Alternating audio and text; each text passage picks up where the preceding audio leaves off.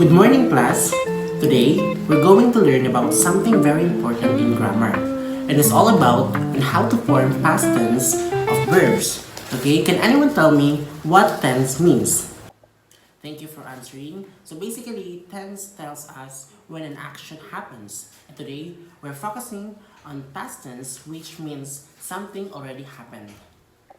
Now, there are two main types of verbs when we can change them to past tense. We have the regular verbs and irregular verbs. So let's start with regular verbs. So basically, we will be just adding ed or add ed to a certain word wherein this word is regular verbs. So for example, the word play.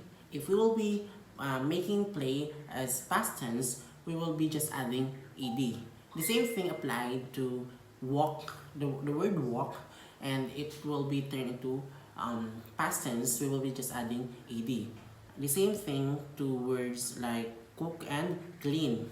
So if these words will be converting into past tense, since they are regular verbs, you will just be adding ed. Now, let's create a sentence by this sample. First, for example, we have the word love.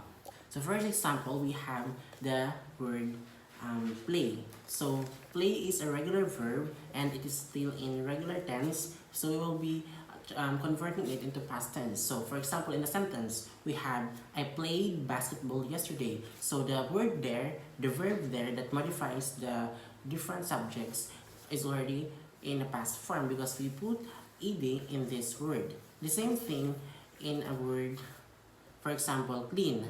I cleaned our house yesterday. So you just add ed because the regular verbs are in past tense form.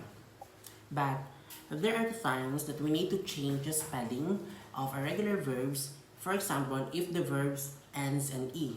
For example, the word love. So if you will convert the word love into past tense, you don't need to put ed in this word. For example, love. So you will just add d in this word. The same thing in the word bake. So in bake word, it ends with letter e, so you will just add d. So the application of ed is not applicable to every word. So if the word ends in e, you just need to put d. The same thing applies if the verb ends in a consonant y. So for example, you need to change y to I and add ed. For example, the word is cry.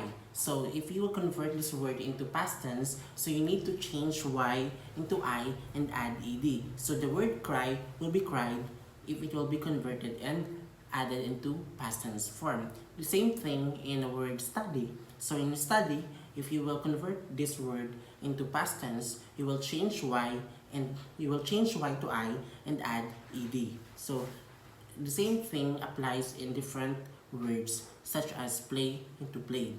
Okay, now let's try a few words.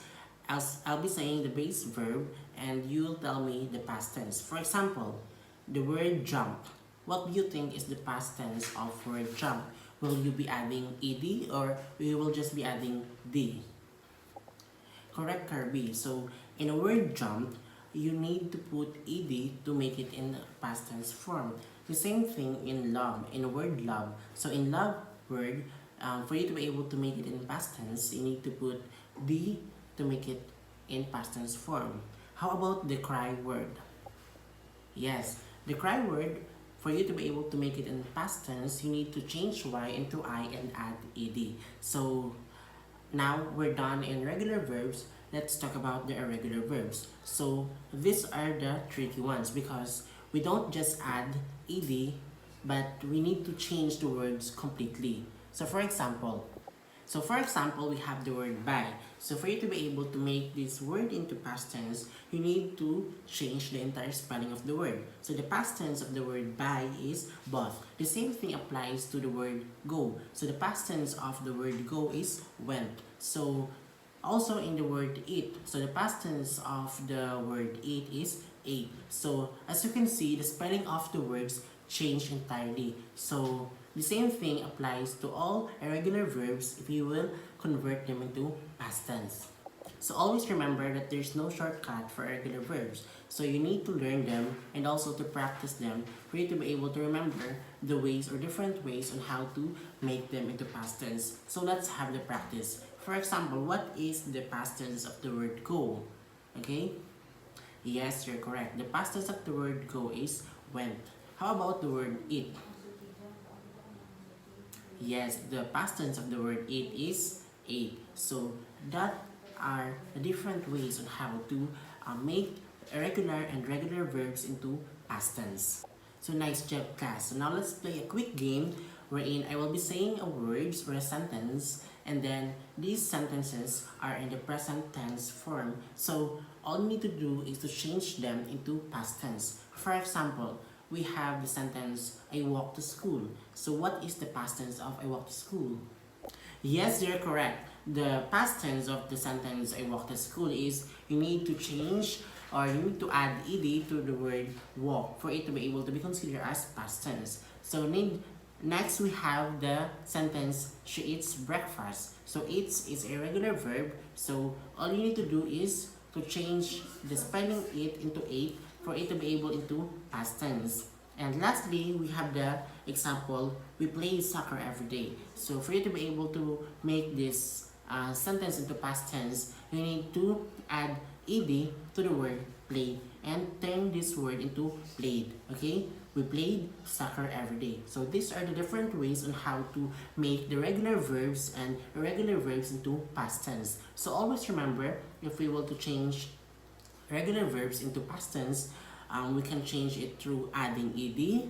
We can change it if the consonant ends in y. We can change it by adding ed. And if the consonant if the word ends in letter e, you just need to add d. For example, the word love, and it will be love with d. The same thing in bake, and it will be bake with d. So that's different ways on how to make regular verbs into past tense. In irregular verbs, we have to change the entire spelling of the words for it to be considered as past tense. For example, we have the word go. So the past tense of the word go is went. The past tense of the word buy is bought. The past tense of the word eat is ate. So as you can see, the spelling change and different words or different letters added to the word to make it into past tense. So these are different ways on how to make irregular and regular verbs into past tense. Yes, do you have questions? So that's a great question. So you asked me earlier that how can we make the word put into past tense? So does it change? So basically the word put is a special because the word put stays even though it is in present tense and past tense. For example, I put the book on the table. So the sentence is in present tense, so the word put didn't change. The same thing if you will create a sentence in a past tense form. For example, I put the book on the table yesterday. So the spelling of the put didn't change. You didn't add ed or d in the word to make it in a past tense form. So that's one of the most important or one of the most notable words in adding ed. So that's our lesson on the past tense. I hope that everyone learned today, and don't forget to practice your irregular and regular verbs at home. So thank you for listening, everyone. I hope that you enjoyed this weekend.